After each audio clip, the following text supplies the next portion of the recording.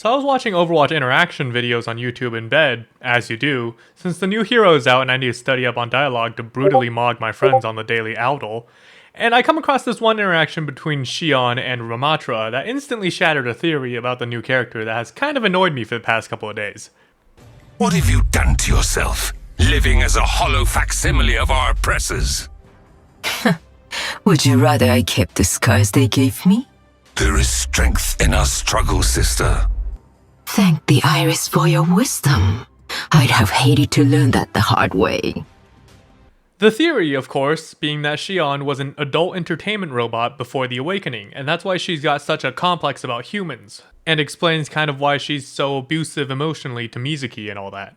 Which, don't get me wrong, it's a good theory, especially for something that was made before the character even released. But it runs into the issue of just not being what Overwatch is all about. Like, yeah, the reasoning is meta, but the fact that the original theory itself states that those are not themes that can be deliberately explored in Overwatch is, well, kinda telling what Overwatch likes and doesn't like to do with its story. The villains of Overwatch specifically are all written in a very particular way that make them undeniably evil, and yet only just twisted enough that you can see how they got there. But if they were to create a character whose motivation was the wrongs done to her through the adult industry and objectification and stuff like that, that's almost too sympathetic, too easy, and just too shallow for an Overwatch villain. Now, I'm a writer, so me calling the usage of sexual abuse shallow is purely in reference to its use as a tool in storytelling. But I'm of the firm belief that it's something a lot of writers use as a crutch to make an otherwise uninteresting and ill-mannered character sympathetic in a cheap way, without having to go through the work of actually making that character deep. And sure, there are examples out there where it's done well. I mean, it's writing. There's always an example of something being done well. But in a story like Overwatch, with all these characters we have and all the existing themes, there's just no place for that. It's still, at its core, a game for all ages, and having a character even insinuate such themes just kind of kills the vibe. And don't get me wrong, Overwatch is known for dark themes, but those are tastefully dark. They're dark in the heart-wrenching early Pixar films kind of way. They're supposed to inspire, to show determination and grit in the characters that you choose to play. That's why we love the likes of Genji, Bastion, Mei, Reinhardt, you name it. The cheery heroes who never back down even though the whole world was against them. But a sex bot? As a villain? Yeah, I just can't see it. Just take a look at the other villains in the story. Ramatra was a war robot, hell-bent on the destruction of humanity through his generalized, hypocritical, and twisted hatred of humans due to the war. You can see where he comes from, but you can't see how he got to exactly where he is right now because he's fundamentally written to be a force of evil. His motivations can let you see how the cogs in his synthetic brain were turning, sure, but it can't make you understand why he went so far off the deep end. That's what makes Ram such an interesting hero to so many. Or Vendetta, who, sure, seeks vengeance for the death of her father, but along the way grew fond of conflict, of being on top. She might have seemed sympathetic as a kid, but she's not that kid anymore. She's clearly not someone you want to be feeling sorry for anymore. She doesn't just stay the daughter who seeks vengeance for her father, she fully took advantage of her position. Her motivations are intentionally sympathetic, sure, but that's only on the surface. That's what she wants you to believe. She chose to be a villain, much like how Ram decided that the final solution is the one that he wanted to go with. And then there's Doomfist. Doomfist has always been an interesting case because his motivations seem incredibly unsympathetic and just downright evil for the sake of being evil. But his logic is still, as much as you want to deny it, sound. He's like Sundowner from Metal Gear Rising. Someone who believes that war is what makes the world go round. That conflict is what drives evolution and growth. He's a battle maniac who loves to challenge himself and others. He might not be someone any of us can truly understand, but his hero's far from big, punchy, evil guy. The guy's basically the Lex Luthor of Overwatch, and no, that's not just because he's bald and black. Except that it is, because that's the only thing those two have in common besides how rich they are. Okay, can we cut that from the script? But the way I think of it, right, is Doom's train of thought is almost akin to that of a modern eugenicist. Unethical? Sure. Morally wrong? Completely. But makes sense in the basic, purely mathematical sense? Maybe? Like, if I was ChatGPT, I might understand where you're coming from. But like, do you see what I mean? All three of those heroes have a core part of their character be less than agreeable. Genocide and warmongering are generally not cool, but they make their characters cool because these villains aren't the generic Disney sympathetic villains. We know they can't be redeemed, we know they're evil, and we know that they're a force to be reckoned with. They're supposed to be that way. Oh, and I guess there's also Domina, but she's a bit of a weaker case. She's kind of just a rich person bad type of character. I don't really know.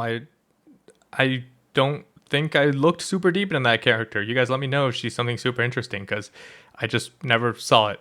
Her whole thing is kind of just being so much of a perfectionist that she ends up not having human emotions and only really cares about business, which, like, I mean, you don't even need to be sympathetic for that one. She's just straight up evil, like the one guy from Puss in Boots. But just following that pattern, right? None of Overwatch's heroes are so outwardly sympathetic that players would downright agree with the way they do things. And a topic like sexual abuse, I'm sorry to say this, but that's an easy one-stop shop to the player base can't say shit about this hero because if they do, they're horrible people. Overwatch's writing doesn't do that. It doesn't even try to do that unintentionally. Overwatch's villains are deep, philosophical questions that try to get you to scratch your head and look at what's going on under the veil, not, I was wronged by the world, so now I'm into BDSM with this cursed twink who I groomed, rah! Shion's character, if you look at it from the lens of what's presented through that interaction with Ram, is essentially an alternate version of Ramatra. She's a Ram who, rather than dismissing humanity as a whole and fully embracing the omnic side of things due to all those years of oppression and being treated as inferior, she leaned fully into it. Not intentionally, mind you, but just like how the abused can become abusers because that's all they know, Shion's human-like facade, her treatment of Mizuki like some sort of abusive stepmom, her clear inferiority complex towards those around her, it's all stemming from all those years of being treated as ugly, inferior, unwanted. She even says it in another line of hers. But I hold the keys now. She is an omnic who wishes to be human. To be pretty, superior, necessary. Her design screams that because she's flashy, she's showy, she's completely unapologetic because that's all what those values meant to her. Being cruel meant being at the top. Being cruel meant being in control. You can see this the most when she wins in a mirrored duel. She calls herself, Get up, you worthless bot. Get up. She's imitating the cruelty and using them to mask the scars it left on her psyche, just like how she'd modified her chassis to mask the physical scars. And once you've looked at it this way, you can kind of see that she's exactly like Ram. She's got a core that you can see and understand, yet she came out the other end twisted and undeniably evil. She takes joy in killing people, manipulating those around her, violence for the sake of violence. And she doesn't do it all while preaching you a sob story about how it's all justified. She's immature, vengeful, full of very generalized rage and hatred. She's not reasonable in any sense of the word. In fact, she's so much like Ram that in another of their interactions where she tells him that he'd shackle her all the same, she's being a complete hypocrite because if the roles were reversed, she'd be doing just that as well. Now, could you still spin the sexbot rhetoric into this interpretation? Sure. Nothing I said directly contrasts with it. But the part of the theory that says her design is from back when she was built for that purpose is something that Ram's dialogue with her clearly debunks. She built that outer frame for herself after the awakening, after the mistreatment of Omnics began. She chose to look like this because it's what she sees control as. There are clearly still some bits of dialogue that hint towards even deeper emotional wounds, like how she tells Mizuki to live for her or die alone, which, following my logic that she's directly mirroring her oppressors, kind of implies some further backstory that we don't know yet. Oh, and completely unrelated, this one line of Genji is fire. Dishonor your bloodline recently? Or was that your brother? Oh, that's right. It's a family habit. Are you listening to me, Shimada? The wind blows loudly today. I just wanted to share that. This has nothing to do with the analysis of the character. The point I'm making here is, I don't think Shion's supposed to be a character that's too defensible. I think she's supposed to be sympathetic in the same way that Ram is sympathetic, but not so sympathetic that whatever she does, there are going to be people defending her actions. I just don't think Overwatch would purposefully make the topic of a character's morality so incredibly polarizing as to use a device as maturely themed and dark as sexual abuse, right? Like, realistically, the only hero-villain franchise that I can see doing that is The Boys. Oh, and I guess Invincible too, but like, I don't know. I don't see Overwatch doing it, and that's kind of just my take on it. So if you enjoyed the video, feel free to like and subscribe. Overwatch isn't an anime, but it's what I've been up to for the past year that I've been gone, so hope you all can appreciate its story as much as I do.